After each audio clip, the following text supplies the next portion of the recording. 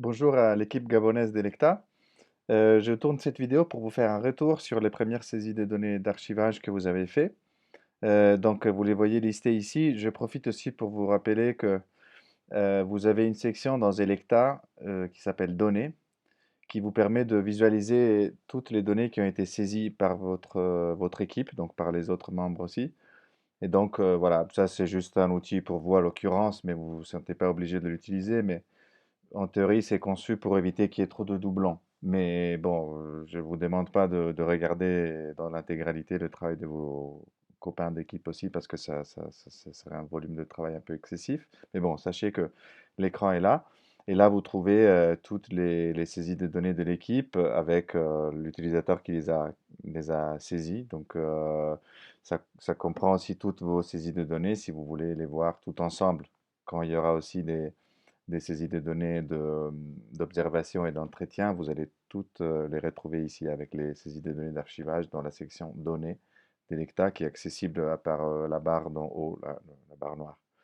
Donc, j'ai regardé vos saisies des données, elles sont assez bien faites. Il y a quelques petites imprécisions que je vais vous mettre en évidence là dans les prochaines minutes. Je vais demander aussi à chacun de vous de revoir un peu ce qu'il a fait et corriger à l'occurrence, si besoin, les saisies de données selon les indications que je lui donne dans cette vidéo. Et aussi, une fois qu'il a fait ses corrections, de me le dire pour que je sache que, voilà, que ça a été fait. Donc de me confirmer sur le groupe parce que j'ai du mal à vérifier tous les jours si qu'est-ce qui a été fait, etc. Donc voilà. Bon, cette première saisie de données, c'est mon utilisateur qui l'a créée, du coup je ne vais pas la regarder. Par contre, je passe tout de suite aux suivantes. Donc on commence ici par une vidéo euh, qui, qui contient un discours de Jean Ping qui a été prononcé à Paris, si je ne me trompe pas. Et donc voilà, ici les chercheurs, il a choisi de manière assez pertinente, à mon avis, et intéressante, le sujet 2, A2, qui est celui qui concerne l'existence des candidats sérieux et candidats fantoches.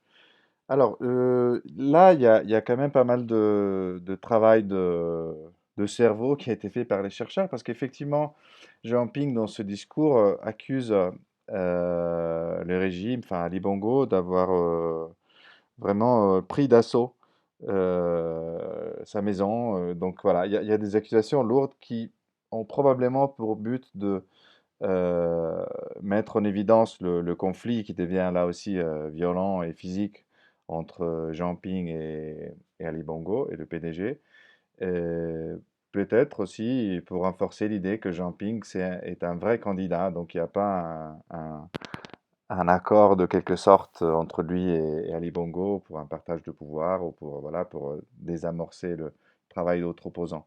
Et donc c'est pour ça, à mon avis, que le chercheur ici a fait ce choix-là de sujet qui est assez pertinent. Donc là, on voit tout de suite ici que bon, il y a une date de publication. Cette information-là vient de Facebook, donc de Internet. Du coup, la première carte, elle est vide. On la verrait ici si elle était remplie, mais on la voit pas. Et il y a la vidéo que je ne vais pas vous montrer, mais que j'ai pu télécharger, qui est ici. Donc très bien, parce que je vous rappelle que s'il avait juste mis un lien ici, on aurait peut-être perdu cette vidéo, alors qu'en l'ayant téléchargée sur Electa, on pourra toujours la revoir. Justement ici, il y a eu un choix sur les dossiers impliqués, qui sont où le chercheur a mis Ali Bongo évidemment, parce qu'il est accusé, et puis il y a aussi Jean-Yves Le Drian qui était avec Ali Bongo apparemment quand il y a eu cette attaque, selon Jean Ping. Ce qui manque ici par contre, et j'invite les chercheurs à les rajouter parce que c'est une super belle saisie de données, c'est le dossier des Jean Ping qui est aussi impliqué dans cette information et prioritairement, je dirais, impliqué par cette information. Ce que je vois ici, et que encore une fois, ces chercheurs vraiment très scrupuleux, il a, ou elle, a aussi justement vu que cette vidéo a été tournée à un certain endroit à l'occasion d'une quelque forme de réunion, je ne sais pas quoi, où Jinping était invité. Et donc, il a mis ici correctement dans la deuxième carte les lieux et la date de cette réunion, de cette rencontre, qui a eu lieu justement à Paris, comme on le voit ici. On est à la Défense. Les chercheurs, il a renseigné ici son analyse. Euh, L'analyse est aussi que ces propos de Jean-Ping soient invraisemblables. Donc, stratégie discriminatoire, ça c'est sûrement plausible. Moi, ouais, dénué de sens. C'est un peu ça le discours. Et bon, enfin, intéressant quand même de s'interroger un peu sur pourquoi est-ce que Jean-Ping pourrait faire des propos si violents que cela. Et donc, je vais passer à la saisie de données suivante, qui contient par contre une information qui vient de Radio France Internationale. Euh, et on voit ici que c'est un article qui a été trouvé sur le site, j'imagine, de cette radio. Je l'avais téléchargé, voilà, il est là. Donc justement, là, ça c'est la pièce qui a été jointe par les chercheurs à la saisie des données. Donc très justement, il a fait une capture d'écran. Donc voilà. Euh, Ici, bon, justement, très bien, le texte de l'article a été copié et collé, puisque c'était facile à faire. Par contre, dans la vidéo, on a vu que voilà, il y a une analyse, une synthèse de la vidéo ce qui est très bien fait. Ici, on a plutôt copié-collé le texte de l'article. Voilà, il y a aussi un article, voilà, une petite introduction qui mentionne juste le titre de l'article. Euh, on n'a pas de détails sur les de première carte remplie. On a l'heure de publication et la date, mais pas la première carte parce que là aussi ça vient d'Internet. Sur la source, il faudrait peut-être vérifier parce que ça, je pense que c'est la station radio.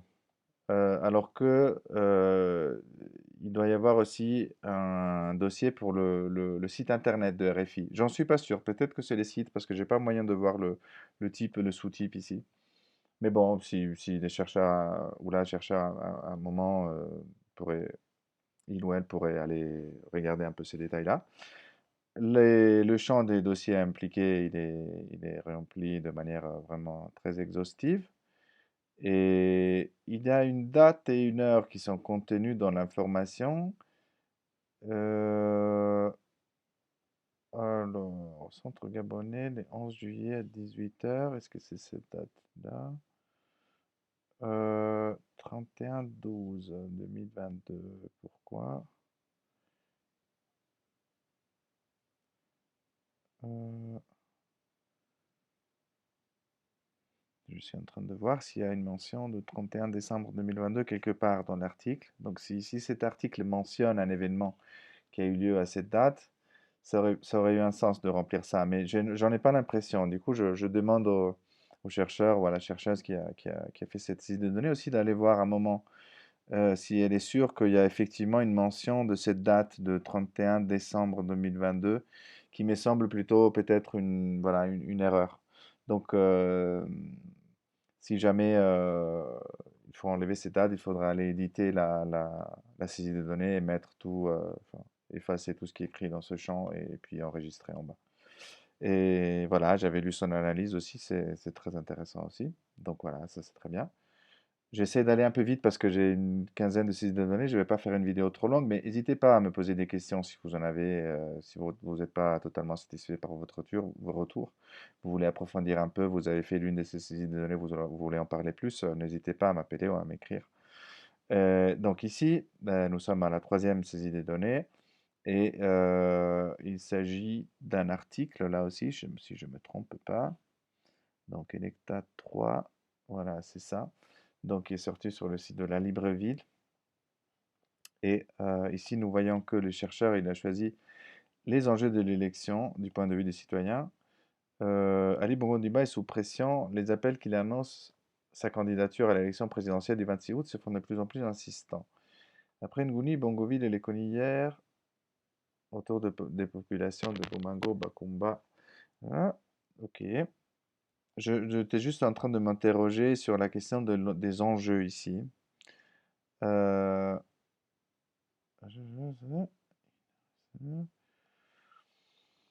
Alors ici, je ne sais pas si le choix du sujet est entièrement précis. Alors c'est pas la fin du monde, c'est pas très grave, mais je pense qu'ici on aurait plutôt peut-être choisir un sujet qui concerne les questions préliminaires de l'élection, et notamment celles sur les dépôts des candidatures. Du coup, si les chercheurs à un moment pour aller voir ça, ils pourraient peut-être être un peu plus précis, mais bon, c'est pas très grave. Vous avez ici la carte première qui est vide aussi. La source, c'est la Libreville. Et vous avez le fichier je vous ai montré tout à l'heure. Et puis des dossiers impliqués qui sont là aussi. Ici, on a rempli la deuxième carte avec une date, une heure et un lieu parce que effectivement, on parle d'un meeting. Voilà, dans le Haut-Ogooué. Est-ce que c'est bien ça qui a été saisi ici? Oui, parce qu'on est à Franceville, que je connais être dans le Haut-Ogooué. Donc très bien. Les chercheurs a justement rempli la deuxième carte parce que cet article mentionne un événement. Donc euh, il, voilà, et on parle ici de Ali Bongo Ondimba entouré par les jeunes le 6 juillet 2023 à Bakumba. Et donc Bakumba, est-ce que c'est à côté de Libreville, de Franceville, pardon, c'est probable. Bon, très bien. On est dans la région de toute manière. Alors, si Bakumba n'était pas facile à trouver sur la carte ou à travers une recherche, pas de problème, c'est la région qui a été indiquée de manière un peu plus générale. Euh, et voilà, il y a une analyse là qui était bien faite aussi que j'ai vue. Et voilà, très bien. Ah, je vous signale seulement que moi j'ai eu la possibilité de voir aussi à quel endroit a été faite la saisie de données à niveau de la connexion Internet. Et ça, c'est pour un usage purement interne. On le fait parce que des fois, ça nous permet de voir quand un chercheur a fait deux ou trois saisies de données ensemble au même moment, au même endroit. Alors là, on sait que si par exemple il y a un problème sur une, il peut y avoir le même problème sur les autres, etc. Et on passe à la saisie de données suivante. Donc ici, on revient au sujet sur l'existence de candidats sérieux et fantoches. Ici, nous avons un article qui vient de Gabon Review. Euh, donc, nous avons des outils pour transformer les Gabons. Barreau Chambrier, président du Rassemblement pour la patrie et la modernité, a communié les 1er juillet 2023 avec la population des PK. Ok. Donc ici, on parle d'un meeting, d'une situation où justement il y a un événement qui est mentionné et qui a été saisi ici dans la deuxième carte par les chercheurs. Faites voir un peu. Non, c'était pas ça. J'ai peut-être pas encore téléchargé cette information, cette capture d'écran. J'imagine que ce soit une capture d'écran, on va voir. Ah non, ah oui, ok, non, c'était ça, d'accord, très bien. Donc ici, justement, Gabon Review, c'est un site internet, c'est la question que je m'ai posée aussi, parce que la première carte est vide, donc bien fait parce que il n'y a pas y a pas de lieu à saisir dans la première carte. Bon, merci, je suis très content de voir que vous avez bien compris l'histoire des deux cartes. Je suis très content parce que vos copains du Zimbabwe, on a dû quand même reprendre un peu le discours. Et voilà, donc ça aussi, là, il y a rien à dire. Donc sur l'existence de candidats sérieux au fantoche, c'est intéressant aussi parce que là, je vois que c'est un candidat de l'opposition, donc Alternance 2023, etc. C'est peut-être légitime de croire que dans cet article, on touche un peu à cette thématique-là d'une manière plus ou moins directe. Donc, voilà. Alors, j'ai pas lu les articles dans leur intégralité. Je vais quand même le faire avec celui-là parce que c'est quand même un peu une question à voir. Et ici, nous parlons d'un phénomène de mobilisation politique, donc nous sommes plutôt dans le générique. Ça vient de Gabon Review, toujours. Est-ce que c'est un autre ou c'est le même? Attendez. Non, non, c'est un autre. Ok. Donc voilà, une annonce concernant l'élection. Ah, et là, on a un téléthon de collecte de fonds. Ah, si là, on rentre dans la thématique un peu de la collecte de fonds. Je voulais vous remercier aussi parce que je vois que vous avez très bien travaillé en ayant un peu en arrière dans le temps et en me renseignant des informations qui concernent un peu l'ouverture justement de cette élection-là. Et donc c'est très intéressant pour nous de les avoir. Donc ici, voilà, initiative pour recueillir des fonds pour Ali Bongo. Dossier impliqué, c'est rempli. Euh, c'est plus qu'une marque de soutien, c'est une façon pour les organisateurs de s'attirer les faveurs du président de la République. Oui, parce que ça, j'ai trouvé ça très intéressant. J'avais vu cette analyse déjà. Et voilà, la deuxième carte n'a pas été remplie parce que effectivement ici, les lieux du Téléthon, etc. Mais c'est pas vraiment quelque chose d'intéressant à saisir. Donc là c'est bien fait. Je vois pas de problème ici. Ensuite, ainsi là nous sommes encore sur un article qui vient de Gabon Review.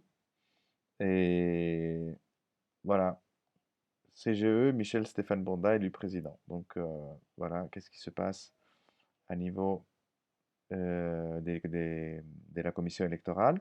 Donc ça, c'est aussi très intéressant. Ça remonte au mois de février de cette année. Et le choix du sujet, il est approprié des institutions électorales et les stratégies adoptées pour les influencer. Donc voilà. Et très bien. Ensuite, nous passons à un tweet sur le compte d'Ali Bongo relatif à son premier meeting au stade de Nzengeyong le 10 juillet 2023. Donc là, nous voyons bien que la carte a été remplie. Euh, attention parce que les 10, là, il y a le 9 qui a été mis ici. Bon, c'est pas très grave, mais si vous avez l'occasion de corriger, allez-y. Et par contre, je vois... Ah non, parce que c'est un tweet, donc c'est possible que le tweet ait eu lieu au même moment, justement, quand le meeting était en cours. On va quand même le télécharger, le regarder, parce que c'est assez facile de voir sur un tweet la date de publication. Effectivement, c'est le 10 juillet à 21h. Ok, très bien. Et voilà, Ali Bongo qui accepte son investiture à, à être candidat pour l'instant. Donc voilà. Et ensuite, nous passons à cette nouvelle saisie de données qui est voilà, une déclaration de candidature d'Ali Bongo. Voyons un peu de quoi il s'agit, parce que là, j'ai pas encore eu le temps de les mettre à l'œil, c'est les plus récentes. Ok, donc ça, oui, ça c'est déclaration de candidature. Ok, très bien. La seule chose sur laquelle j'aurais un petit doute ici, c'est la question de la source. Euh, Ça serait peut-être intéressant que les chercheurs ici éclaircissent un peu, même dans le texte, dans le champ texte ici, pourquoi est-ce qu'il estime que cette information provient d'une source anonyme? Alors ici, c'est vrai qu'il n'y a pas de signature, il n'y a pas de symbole de parti. Bon, bien, ce sont les mots apparemment d'Ali Bongo. Je ne sais pas si c'est un support officiel de campagne, peut-être que non. Mais bon, il serait quand même intéressant de nous dire quelque chose de plus sur comment le chercheur a trouvé cette, cette affiche. Est-ce que ça vient d'Internet? Voilà. Et d'ailleurs, je suis amené un peu à le croire parce que je vois que la première carte est vide. Donc, si ça vient d'Internet,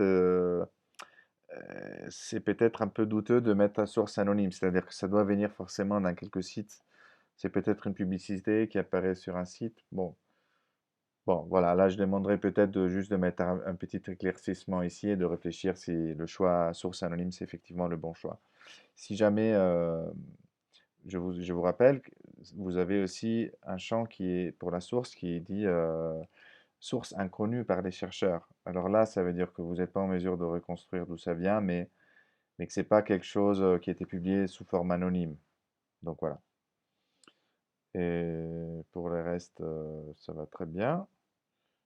Euh, oui, je vois aussi que ça a été classé dans les stratégies adoptées par le parti au pouvoir pour gagner des votes.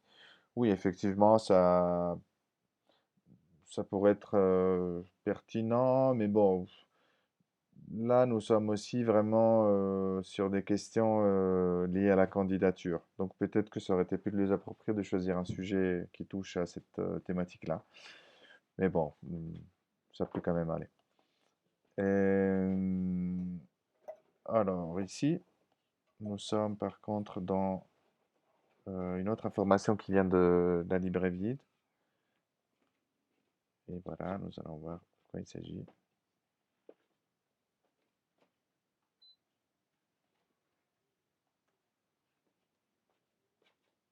Alors,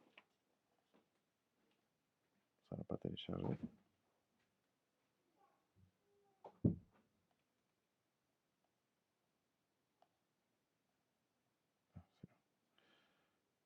Ah ok, ça d'ailleurs c'est un doublon, c'est la même info qui était postée par deux chercheurs. C'est pas grave, on la laisse telle quelle. Mais bon, on n'a pas trop besoin de s'attarder là-dessus.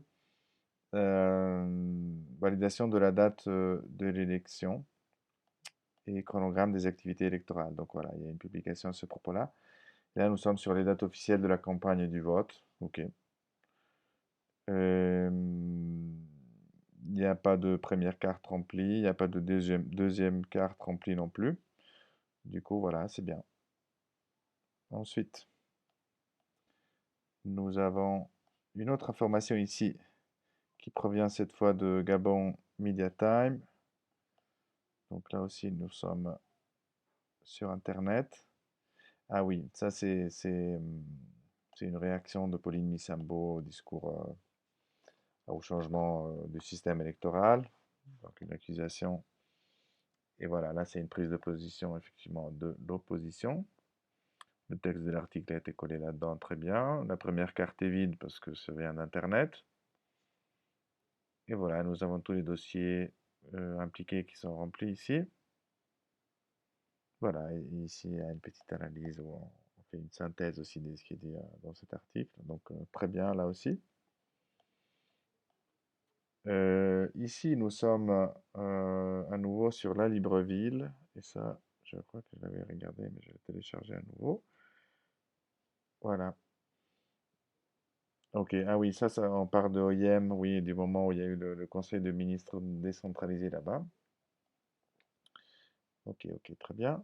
Donc ça, oui, ça peut rentrer dans les prises de position du parti et du candidat au pouvoir, dans le sens qu'effectivement cet acte a été un peu une prise de position, justement. Donc là, justement, les chercheurs ont rempli la deuxième carte avec... on n'est pas vraiment à OIM ici, ça mériterait peut-être une petite correction, mais c'est enfin, c'est pas très grave, parce qu'ici, c'est la région du Woleo qui a été sélectionnée.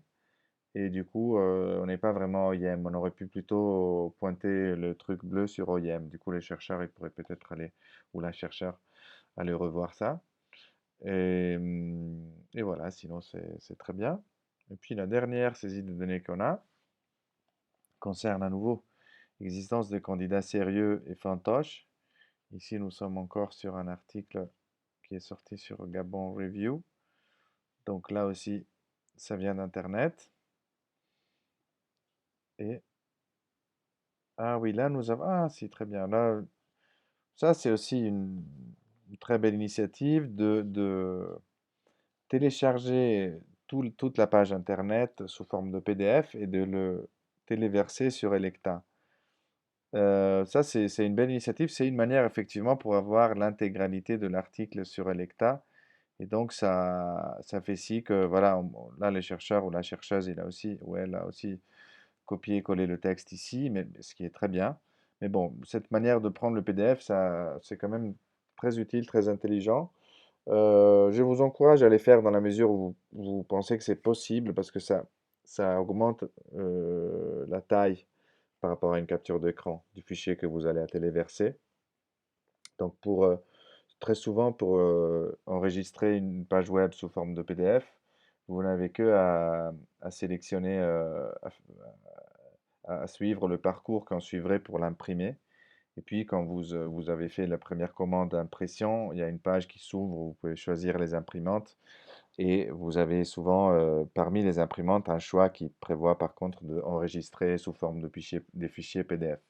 Donc là, vous pouvez utiliser cette option-là et puis ensuite téléverser le fichier PDF sur Electa. À voir, ça peut être un peu encombrant, surtout s'il fait beaucoup de pages. Du coup, voilà, je vous laisse juger, mais c'est quand même sympa de l'avoir fait. Et voilà, donc, et sur cette saisie des données, j'ai pas non plus trouvé des choses à discuter. Ça vient d'Internet aussi, donc première carte vide. Les dossiers impliqués, ils sont là. Et donc, oui, c'est un peu malheureux que vous n'ayez pas fait beaucoup d'erreurs parce que je ne peux pas concentrer votre attention sur certains aspects, mais non, mais en réalité, j'en suis très content. Et je vous remercie pour tout ça. Maintenant, on va finaliser bientôt le débat sur les hypothèses d'intrigue avec votre superviseur, Christian, et avec Rémi Vazinguissa pour les finaliser ensemble et puis vous les présenter. Après, on pourra aussi les débattre un peu ensemble. Mais on vous tiendra au courant à ce propos-là. Et donc, on va commencer aussi la réflexion un peu sur vos terrains de mission. Si jamais vous avez des idées là-dessus, n'hésitez pas à les partager au-delà de ce que vous avez déjà fait avec moi, donc qui constitue déjà une première base. Et voilà, et on va reprendre bientôt notre discours. Donc, à partir de ce moment, je vous inviterai, dans la mesure du possible, à essayer de continuer vos saisies des données d'archivage à ce rythme-là, quelques saisies de données par semaine. Euh, c'est peut-être aussi le moment que je vous donne un peu une idée générale de ce qu'on s'attend de vous en termes de quantité de travail à effectuer, en termes de saisie des données. Alors, l'estimation qu'on fait généralement et qu'on demande à nos chercheurs de respecter, c'est entre les 300 et les 450 saisies des données en total, ce qui comprend l'archivage, les entretiens et les observations. Dit comme ça peut faire un peu peur, mais en réalité, je vous dis que alors, notre idée, c'est d'être plus ou moins sur la centaine de saisies d'archivage en total par chercheur. Ça veut dire, euh, ça veut dire que voilà, pendant environ 5 semaines, par exemple, vous auriez à faire enfin, une dizaine de saisies par semaine. Et puis, on va voir après ce qui va se passer après. Mais bon, ça peut être entre les 50 et les 100, on va dire. Et par contre, sur les missions, on a besoin d'un peu plus de travail, et notamment pour les entretiens, qui, comme vous allez voir, vont pouvoir vous donner beaucoup de saisies des données parce qu'il s'agit d'analyser, de décomposer l'entretien en plusieurs saisies des données. Donc, vous allez voir que là, ça va avancer un peu plus vite. De toute manière, voilà, essayez de faire entre les 3 et les 5 saisies de données par semaine serait l'idéal. Mais cela ne veut pas dire travailler tous les jours, ça veut dire que vous mettez de côté les informations qui vous intéressent et puis à un moment dans la semaine ou toutes les 2 semaines, etc., vous asseyez un moment devant l'ordinateur et vous les saisissez sur la plateforme. Et voilà, donc je vous remercie vraiment pour votre travail pour l'instant et puis on reste en contact et à très bientôt.